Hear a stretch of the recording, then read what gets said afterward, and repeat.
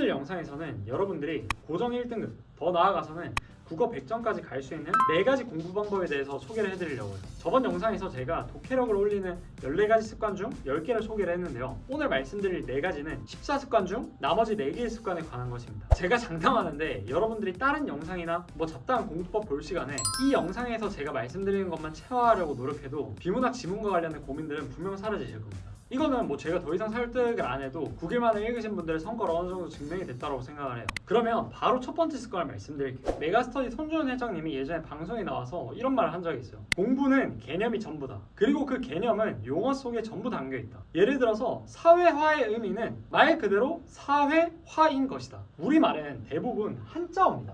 이 한자어의 특징이 뭐냐면 단어 안에 이미 그 단어의 뜻이 다 들어가 있다는 거예요.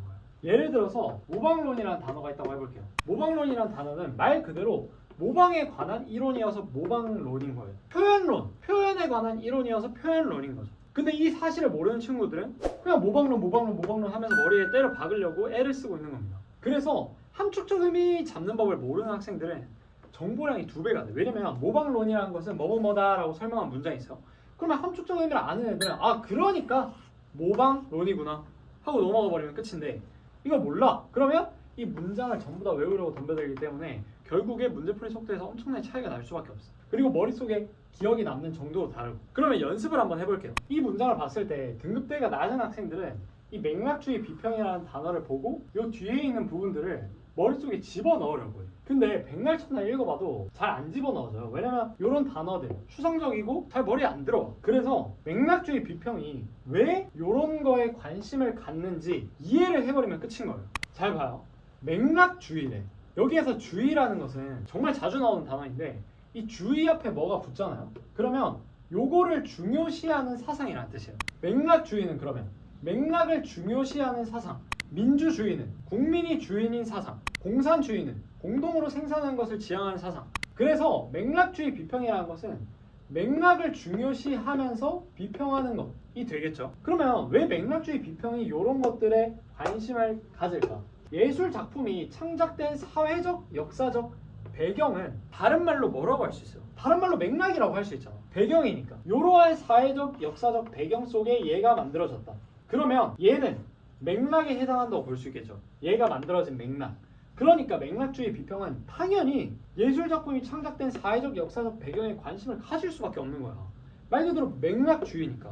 이렇게 이해해버리고 넘어가라는 거죠. 그러니까 함축적 의미 떠올리기는 마치 이런 거랑 비슷해. 네모는 동그라미다 라는 문장이 있을 때 이 네모 안에 동그라미를 넣어서 이해를 해버리라고. 그러니까 네모구나. 그러면 이 문장은 정보량이 제로가 되는 거예요. 자, 한 번만 더 해볼게요. 자, 이런 문장이 있어. 그러면 왜 천견설일까? 하늘 천자고 견책하다라는 단어가 앞에 있으니까 견은 견책과 관련된 단어라고 추측을 해볼 수 있겠죠. 그러니까 천견설은 하늘이 견책한다, 하늘이 뭐라고 한다라는 썰이었기 때문에 천견설이라고 하는 거야. 그리고 천인 감응론은 말 그대로 하늘과 인간이 서로 감응을 한다라는 이론이기 때문에 천인 감응론이라고 불렀던 거죠. 그러면 천인 감응론과 천견설을 설명하고 있는 이 문장들이 정보가 아니라 당연히 그래가 돼버리니까 글 읽기가 훨씬 더 수월해지는 거란 말입니다. 근데 여러분이 글을 읽으시다 보면 함축적 의미가 이렇게 바로바로 붙여지는 단어들도 있지만 안 붙여지는 단어들도 있어. 2022학년도 예비 시행에 나왔던 문장 중에 하나인데요. 여기 보시면 변화하는 단자전압의 평균이 공칭전압이에요. 그러면 이 공칭전압이라는 단어의 함축적 의미를 생각해서 이 문장을 집어넣어야 돼. 근데 여기에서 저는 이 문장을 처음 봤을 때 당황스러웠던 게 결국 이 단자전압의 평균이 공칭전압이라는 건데 이 공칭이 무슨 말인지 납득이 안 되는 거야. 근데 지금 글을 빨리 읽어야 되잖아. 시간 제한이 있으니까. 그래서 2-3번 반복해서 납득하고 그냥 넘겨버렸어요. 단자전압의 평균은 공칭, 단자전압의 평균은 공칭, 이런 식으로 생각하고 넘기는 거지. 근데 이런 문장들이 몇 개 없기 때문에 이 정도 암기는 할 수 있어. 그리고 내가 불안하다 라고 하면 부연 설명을 붙여도 돼. 단자전압의 평균이 공칭전압이다. 왜 그럴까? 공이 그냥 뭔가 공평하다 라는 의미라고 해볼게요. 그러면 평균이니까 뭔가 공평하게 돼 있는 전압이다 해서 공칭전압, 평균, 이렇게 기억할 수도 있겠죠. 그런 식으로 이렇게 너무 안 되는 단어 같은 경우에는 처리를 해주고 넘어가면 되는데 그게 그렇게 많이 안 나오니까 걱정은 크게 안 해도 된다. 그리고 고정 1등급으로 가는 두 번째 습관, 제시된 개념 인지하기. 이게 진짜 중요해요. 제시된 개념이라는 건 말 그대로 글 속에서 필자가 제시해준 개념을 뜻합니다. 예를 들어서 계약은 뭐 이렇게 나와 있어. 그러면 계약에 제시된 개념을 줬다라고 할 수 있는 거예요. 그리고 이렇게 출제자가 어떤 단어에 대한 뜻을 설명을 해줬다. 즉 개념을 제시해줬다. 그러면 이 단어는 계속해서 나옵니다. 그리고 이 지문과 관련된 문제를 푸는 키예요. 얘가. 왜냐면 개념을 제시해주는 이유가 뭘까? 그만큼 이 글을 이해하는 데는 이 개념을 제대로 인지하는 게 중요하기 때문에 제시를 해주는 거예요. 만약에 이게 그렇게 중요한 단어가 아니었어. 그러면 굳이 글자를 낭비해가지고 이걸 설명해줄 이유가 없지. 실제로 지금 보시는 것 같이 2021학년도 수능을 보면 계약이라는 단어를 처음에 제시해준 다음에 계속 계약이라는 단어가 13번 이상 반복이 됩니다. 그러니까 초반부에 계약에 제시된 개념을 내가 제대로 못 잡았어. 그러면 계속 이해가 빠개지는 거야. 그리고 여러분들이 제시된 개념을 읽으실 때 주의하셔야 될 게 있는데, 여러분들이 계약을 평소에 어떤 뜻으로 기억하고 있었든 간에 계약에 대한 제시된 개념을 읽을 때는 요 의미로 이해를 해줘야 된다는 거예요. 물론 내가 알고 있던 계약의 의미랑 글에서 설명해주는 계약의 의미가 그렇게 괴리되진 않을 거예요. 다만 내가 머릿속 배경지식으로 알고 있었던 계약이라는 단어의 뜻은 추상적이지. 근데 필자는 구체적인 의미로 써줘. 그러면 그 추상적인 개념을 얹어서 요걸로 머릿속에 기억을 해놔야 된다는 거예요. 왜냐면 구체적으로 정의를 해주는데 나는 이 추상적인 개념을 가지고 비비다 보면 무조건 어긋나는 부분이 생겨요. 그리고 또 하나, 제시된 개념은 굉장히 중요한 문장으로 작동한다고 했죠. 글 전체 또는 뿐만 아니라 문제를 푸는 데 있어서까지. 그래서 함부로 여러분들이 축약하거나 바꿔버리면 안 돼요. 이 문장은 2020학년도 6월 모의평가에 나온 문장인데요. 지금 보시면 공생관계에 제시된 개념을 설명해주고 있죠. 근데 학생들이 이 공생관계에 제시된 개념이 너무 길다 보니까 자기 멋대로 앞부분 제시된 개념을 삭제시켜버렸어요. 즉 여기에서 두 생명체가 서로 떨어져 살 수 없더라도 라고 하는 부분을 머릿속에서 지워버린 거지. 그래서 이 문장이 핵심 근거였던 문제가 정답률이 11%가 나왔습니다. 역대 평가원 기출 중에 가장 낮은 정답률이에요. 그래서 이 문제에서 교훈을 제대로 얻을 수 있었던 게 함부로 제시된 개념을 변형하거나 축약시키면 안 된다는 겁니다. 그리고 또 제시된 개념이 방금 보신 것처럼 뭐 계약은 이런 뜻이다 라고 나오거나 아니면 뭐뭐뭐뭐한 것이 공생관계이다 라고 명확하게 안 주어지는 경우도 많아요. 요즘에는 글의 난이도를 높이기 위해서 제시된 개념 자체를 삭제시켜버립니다. 또는 굉장히 알 수 없게 주거나. 첫 번째로 굉장히 알 수 없게 주는 경우는 어떤 경우가 있냐면, 여기 보시면 알겠듯이 이 문장에서 지금 알게 모르게 진리 조건이 무슨 의미인지를 설명해 줬어요. 진리 조건은 복합 명제가 참이 되거나 거짓이 되는 조건을 말해주는 게 진리 조건의 의미인 거죠. 근데 그냥 이런 식으로 담겨져 있으면 애들이 제시된 개념을 인지를 못해. 그래서 그냥 하고 읽어버린단 말이에요. 나중에 가서는 진리 조건 물어보면 진리 조건이 뭐였지? 이러고 있고. 그리고 두 번째, 2019학년도 기출인데요. 이걸 보면 놀랍게도 가능세계가 뭔지 글이 전개되는 과정 내내 설명을 안 해줘. 가능세계라는 게 도대체 무슨 뜻인지 처음 보는 철학 용어잖아요. 그런데도 제시된 개념을 설명을 안 해줍니다. 난이도가 높아지는 거지. 그리고 마지막 문단쯤 가서야 가능세계는 말 그대로 가능한 세계를 의미한다라고 하면서 제시된 개념을 말해줘. 그래서 이 가능세계 지문을 풀어보신 분들은 알겠지만 정말 역대급 난이도의 지문이었어요. 그래서 제시된 개념이 그만큼 중요하고 난이도를 높이는 건 결국엔 제시된 개념이 키 역할을 할 가능성이 매우 높습니다. 제시된 개념을 알게 모르게 주거나 길게 주거나 삭제를 시키거나 하는 식으로 정말 중요한 거니까 여러분들이 2번은 확실하게 인지하도록 하세요. 그 다음 세 번째 습관은 특수한 단어 캐치하기라는 겁니다. 수능 기출문제를 여러 번 풀어보면 여러분도 느끼실 텐데 수능에서는 무조건 어떤 예외에 해당하거나 또는 굉장히 특이한 상황이거나 아니면 A에서 B로 변화하는 상황 무조건 문제로 물어봅니다. 왜냐? 그 부분들은 글을 제대로 이해하는 학생이라면 하고 느낄 수밖에 없는 부분이기 때문에 그래요. 근데 동시에 글을 제대로 못 읽는 학생들은 그냥 알게 모르게 지나치는 구간이기도 합니다. 그래서 이 부분을 물어보면 글을 제대로 읽은 학생, 글을 날림으로 읽은 학생을 명확하게 판별할 수 있게 되는 거죠. 그리고 이렇게 특수한 상황들, 예외적인 상황들, 변화하는 상황들을 나타낼 때에는 이 상황들을 알려주는 표지 단어가 존재해요. 그러니까 여기서부터는 예외다, 여기서부터는 변화다, 여기서부터는 특수한 상황이다 라는 거를 단어를 통해서 캐치할 수 있어. 그게 특수한 단어인 거죠. 그래서 여러분들 1등급이 되고 싶다면 이런 단어들에 무의식적으로 눈이 가야 돼. 특수한 단어에는 여러 가지가 있는데 첫 번째는 다만이라는 단어예요. 보통은 법지문에서 주로 나오는데 다만이 쓰인 문장은 거의 100% 문제로 출제된다고 보면 됩니다. 왜냐면 다만이라는 말 경우 자체가 예외를 나타낼 때 딱 쓰는 표지이기 때문에 그래요. 다만 이런 경우도 있다. 다만 이런 부분에서는 이렇지 않다. 예외를 나타내는 단어라는 거죠. 다만이 쓰인 문장들은 제가 이런 식으로 9개만에 정리를 해놨으니까요. 궁금하신 분들은 참고해 보시면 될 것 같습니다. 그리고 두 번째는 필수적으로라는 단어예요. 말 그대로 필수적이다. 그렇게 당연히 중요하고 특이한 부분인 거지. 마찬가지로 필수적이다가 쓰인 문장의 예시는 다음과 같습니다. 그리고 세 번째는 여러라는 단어예요. 여러는 한 개랑 헷갈리게 만들어가지고 내면 무조건 애들 많이 틀려요. 이 예시들을 보시면 알겠지만 여러는 정말 여러 번 출제된 단어입니다.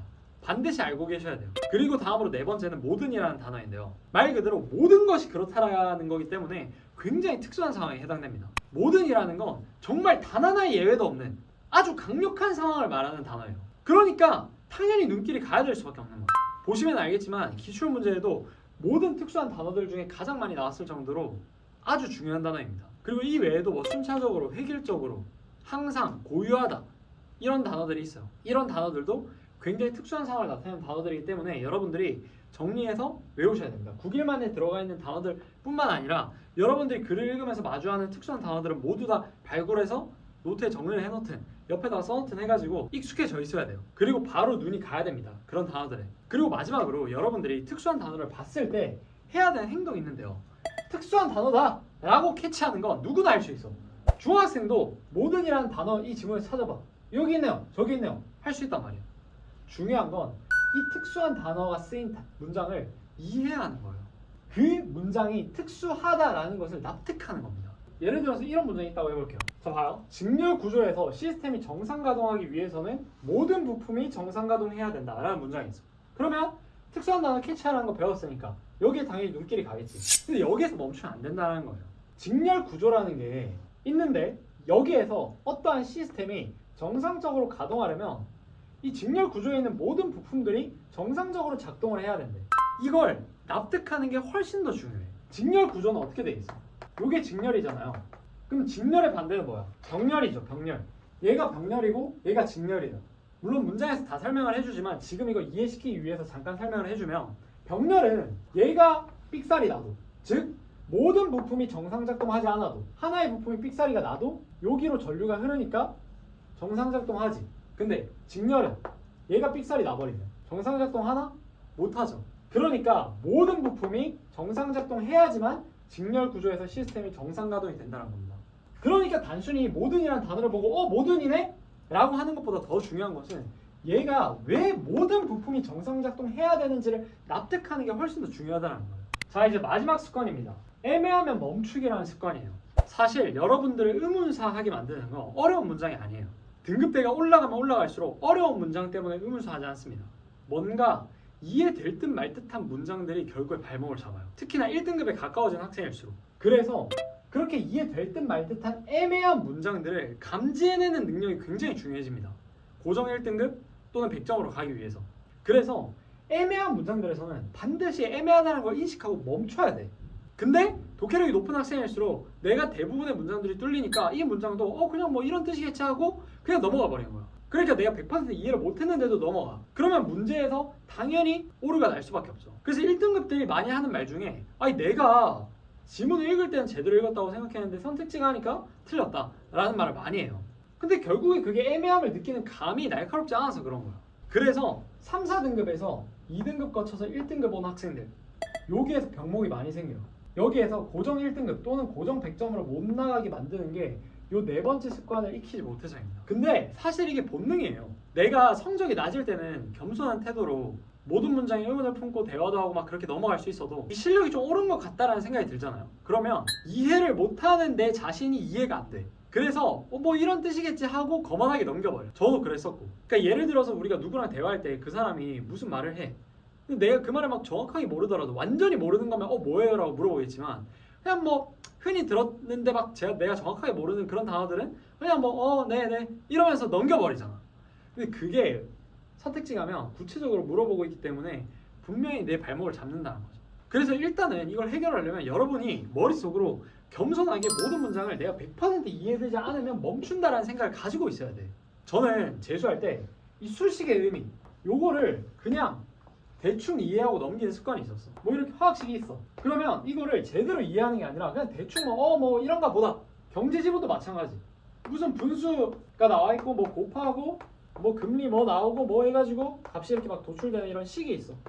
그럼 여기에서 깊이 있게 생각을 안 하는 거야. 그냥 뭐 이런 뜻이겠지. 내 마음대로 이해를 해버리고 완벽하게 이해됐다는 느낌이 안 들었는데도 그 이해 안 되는 내 자신이 납득이 안 돼서 그냥 애매하게 생각하고 넘어가 버렸단 말이야. 근데 문제가 어때? 명확하게 딱 정확하게 내가 이해 못한 이 부분을 물어보고 있어. 그래서 무조건 틀리는 거죠. 그래서 저는 이 수식 의미가 나오는 부분에서는 내가 의식적으로 더 집중해서 봐야겠다는 생각을 반복을 했고, 그러니까 차츰 고쳐지기 시작하더라고. 진짜 실제로 1등급들 과외를 해보잖아요. 그러면 애들 대부분이 병목 현상이 걸리는 때가 와. 그때가 바로 거만해지는 때예요. 그래서 1등급 대노부터 막 이제 주간지 풀고 EBS 풀고 막 해. 그러면 할 양이 많아지지. 그러면 방금처럼 애매함을 느끼면서 모든 문장 100% 이해하면서 넘어가는 게 가능해지겠어요? 안 되지. 내가 풀어야 될 양이 요만큼이나 남아있는데. 그래서 대충대충 하게 되는 거야. 그러면 감이 무뎌지죠. 애매함을 느끼는 감이 무뎌져. 오히려 내가 2, 3등급일 때보다. 그래서 수능장 가서 박살나는 경우도 많아요. 1등급 중에서도. 네, 이렇게 해가지고 오늘 여러분들이 고정 1등급을 받으려면 어떻게 해야 되는지에 대해서 굉장히 구체적으로 말씀을 드려봤는데요. 제가 하는 말이 납득이 되셨다면 9일만 기출적용편까지 꼭 반드시 풀어보면서 다시 한 번 더 체화를 해보시기 바랍니다. 진짜 분명 도움 되실 거예요. 네, 그러면 여기까지 봐주셔서 감사하고요. 저는 다음에도 좋은 영상으로 찾아뵙도록 하겠습니다. 감사합니다.